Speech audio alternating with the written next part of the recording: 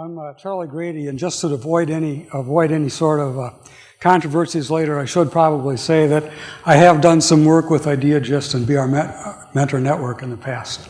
So, as a young corporation grows, it's likely to find itself in a situation where it can benefit from outside financing. But this financing also brings some additional risks to the corporation. I'd like to present some of the risks associated with various likely types of financing available, present some of the ways that these risks can be mitigated, what I'll loosely call bulletproofing. Generally, the lessons that I'm giving here were things that I learned in dealing with a small company, working as a co-founder of a small company that had a really small glitch that ultimately led to the outside financing provider taking over the company. The situation we find is that major financing is a major source of failure for many entrepreneurs and companies. There's an asymmetry of information between the entrepreneur and the investor. Failures are not readily apparent. They may not show up for years down the road, and they're built into the contract signed at the time the transaction is completed. The risk is not shared equally. The investor coming in is likely to put as much of the risk as possible back on the entrepreneurs. Not totally unreasonable, but it certainly happens. And there's even a risk that since all of these early transactions are likely to involve equity of some sort, there will be an implicit valuation of the company. And the company can actually be overvalued, and that can create problems later. It feels good at the time of the transaction, but down the road, some of the terms can really set you up for failure.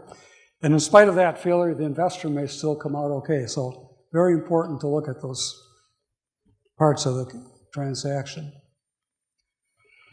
Investor attitudes, one of the reasons we really need to look at some of these risks. All the risk is yours, that's an exaggeration. No way will the bank's investment committee let some other investor come in at a lower price than the bank paid. I heard that one personally and had to deal with its consequences, and they weren't very pleasant. If you're not in default on day one, it was a bad term sheet for us. I heard that secondhand, but it was from a reliable source. And it really all reflects the attitude that from the investor that if you win, I win. If you lose, I may still win bigger, depending on how we've structured that transaction. We start at the first level that a young company may be able to find or consider would be bank debt. From a banker's standpoint, they're going to lend when there's a high probability of repayment. It's not a source for non-collateral projects that many young companies may have. Collateral the banker is looking for will be readily convertible to cash, and that provides protection in lieu of repayment. That collateral might be physical assets, real estate, equipment of some sort. It might be accounts receivable from highly rated clients. But if those kinds of collateral are not available, banks likely to ask for personal guarantees, and the entrepreneur has to ask, do they really want to take that kind of a risk? As the entrepreneur then maybe moves from lending sources to actually more equity sources that go beyond friends and family, getting into what I guess I'd call professional investment, there's the world of funding agents. There are many firms with capital in their name that offer to help find funding for a fee. Many of these firms don't have the funds themselves, but they'll help match the entrepreneur with an investor who does have the funds. And typically an engagement like this would involve an initial fixed fee of some sort, percent of the funds raised, and possibly even a due diligence fee if it does proceed to a detailed due diligence from a potential investor. Entrepreneur needs to be very careful to vet this agent ability to secure the financing. Can the agent deliver a likely financing source? And then even if that source is identified, can the likely financing source provide the proposed financing? We ran into cases where there were some, I would call unsavory firms, where it appeared to be that their sole interest in the situation was to earn fees and not really to place an actual equity investment. If we look at investing principles from that early stage equity investor, venture capital, public equity, they understand there's inherent very high risk and it's going to require a high rate of return for them. If they're investing with a majority status, they'll earn special consideration. They'll want effective control. If they invest in a minority status, they're going to demand special legal protections, which to some extent are perfectly reasonable. They're willing to play the odds. They expect a majority to fail. They'll come out okay on a few big home runs, and it makes that whole enterprise worthwhile. But essentially, they understand because of the high risk, they need to limit the risks in an inherently risky transaction, and they'll typically do that with protective covenants and economic preferences. If we look at those two general types, there will be governance provisions entailed in the transaction and economic provisions. Looking first at the governance provisions, they're often represented as standard terms, and many of them are fairly standard. There will be some sort of board representation and potentially control requested by the investor. They may get veto rights on certain board matters, which effectively give them control. They, especially in a minority position, will require certain rights related to proposed equity or debt transactions, things like drag-along and tag-along rights with their stock, right of first refusal. Those sort of protections really aren't that unusual, and the entrepreneur may have put those things in place with shareholder agreements early on in the company's life. But then there are also VC veto power, what I'll call veto power protections that can be very serious. VC may have the right to veto the issuance of new debt or equity, to veto a liquidation or a liquidity event for the company, changes in the articles of incorporation or bylaws, implementation of HR policy, requiring their approval for compensation structure, incentive plans, top management hiring and firing. In some cases, certainly that additional oversight that the professional investors bringing in may be considered desirable from both the investor's standpoint and even the firm's standpoint, but it's important for the entrepreneur to understand that those rights definitely constrain the entrepreneur's ability to govern the company and even to operate it on an almost day-to-day basis. That covers the governance, well, I'll consider the governance provisions, but there's also economic provisions related to the transaction. There's really a dilemma, too, between the entrepreneur and the investor. The entrepreneur has an optimistic view, otherwise he wouldn't even be there. They expect the business to prosper. They seek a valuation to match the high performance expectations. The investor is going to be more cautious. They're aware of the high failure rate of new businesses. They know the near certainty of not achieving aggressive forecasts. The investor attitude is, this is a slight exaggeration, but essentially all risks will be borne by the entrepreneur, or as many as possible. And the solution in that valuation dilemma is to create a preferred stock, which will give the shareholder or the new investor coming in with the preferred stock a preference. In the event of a liquidity event, they'll get the first amount of funds to some level to be returned to them before the common shareholders get anything. And once the preferred stock has earned that initial preference, then they'll also get to participate pro rata with the common shareholders in the remaining proceeds that are available. And to some extent, that solves the dilemma because it puts the economic risk to a great degree back on the entrepreneur, but it also creates some tensions. And they have to understand, the entrepreneur really has to understand that for a win-win to happen in that situation, the company needs to grow rapidly because the investor has protected himself to some degree in the case that that growth doesn't happen. Anti-dilution provisions, because an early equity financing involves stock, there will certainly be anti-dilution provisions provided. Common one is weighted average anti-dilution, where the investor's shareholdings will be adjusted by the weighted average price that was a result of a subsequent round that's made at a lower price. And that's opposed to full ratchet anti-dilution, where the investor's shareholdings are adjusted to the actual lower price of the next round that came out. And that really reflects the attitude we saw from the banker before. Nobody coming in after me gets a lower price than I do.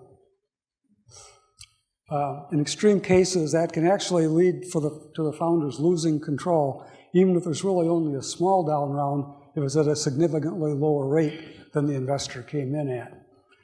In my experience, most investors may even start asking for full ratchet, but will settle for weighted average anti-dilution. I've encountered a couple that wouldn't.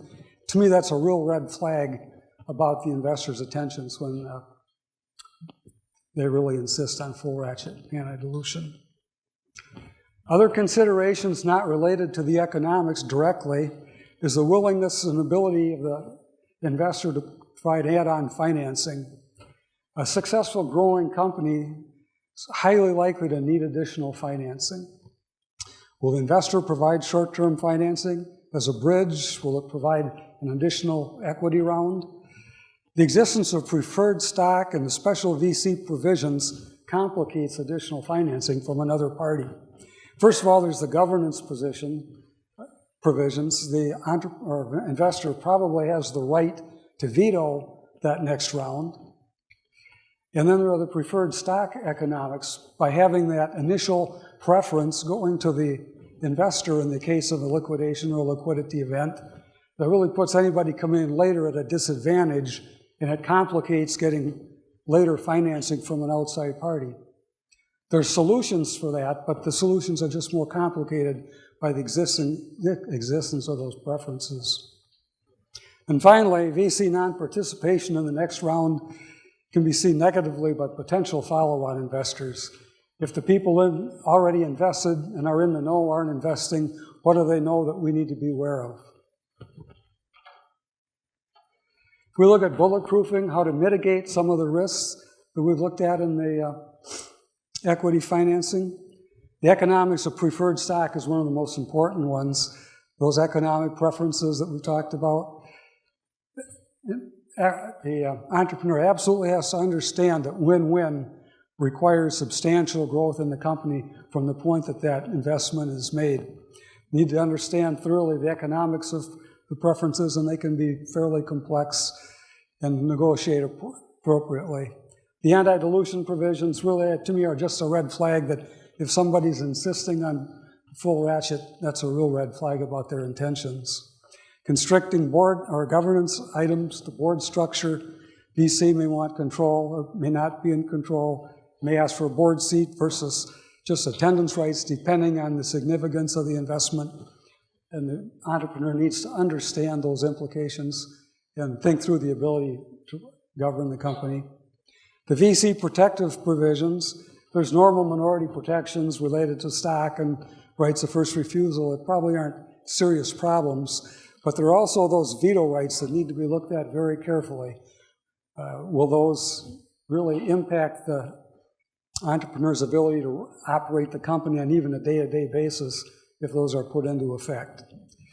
Then there's that overall upfront analysis that needs to be done, or assessment, I guess I should say, of the VC or the agent's non-intent to fund, looking for that, trying to be aware of that agent who's only looking for some kind of a fee or a due diligence fee and not really intending to follow through with the investment. In the same vein, looking for the VC willingness to provide additional financing, funding short-term loans or an additional equity round at some point. Very important to vet the attitude, not just their attitude, but the ability that they're likely to have sometime down the road to make that additional investment if it's necessary. One other thing that can come up is VC intentional underfunding.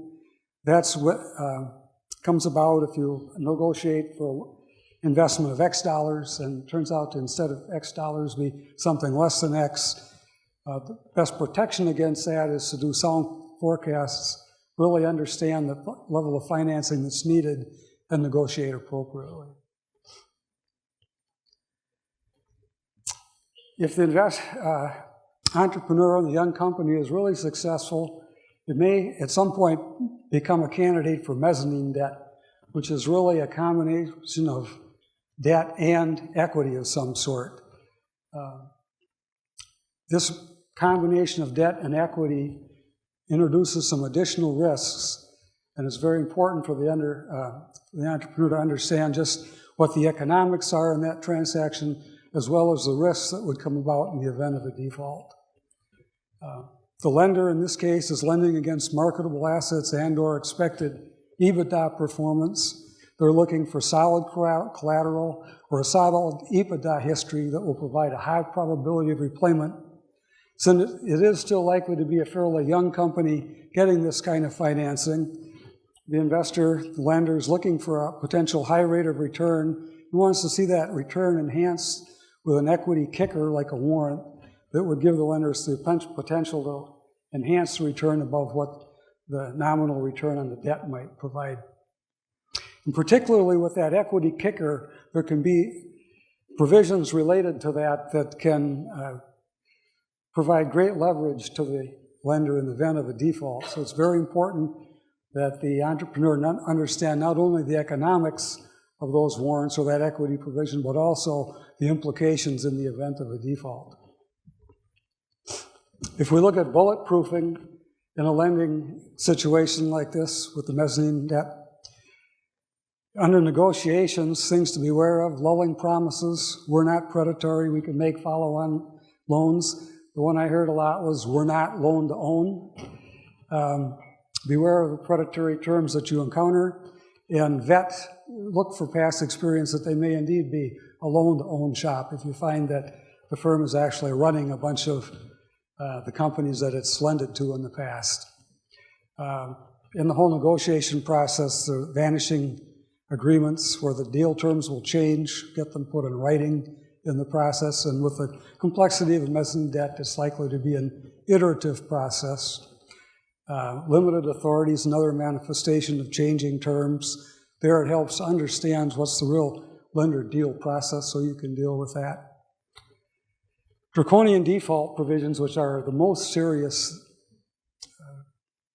thing we need to bulletproof for here, because in the event of a default, those are much more serious and much more immediate problems than would be created in just a pure equity financing. So these need to be looked at carefully. Beware of escalating covenants. It's reasonable for the lender to expect some level of EBITDA performance or times interest earned, that sort of thing. But is it really reasonable for those covenants to increase over time? Is that really providing necessary protection for them? Negotiate cure provisions if possible. Forecast conservatively, conserve cash. We'll talk in a second again why that's important. Usual and customary terms. We were presented with one deal which had yield maintenance, which sounds pretty fair. You're going to preserve the lender's yield in case that they get out early.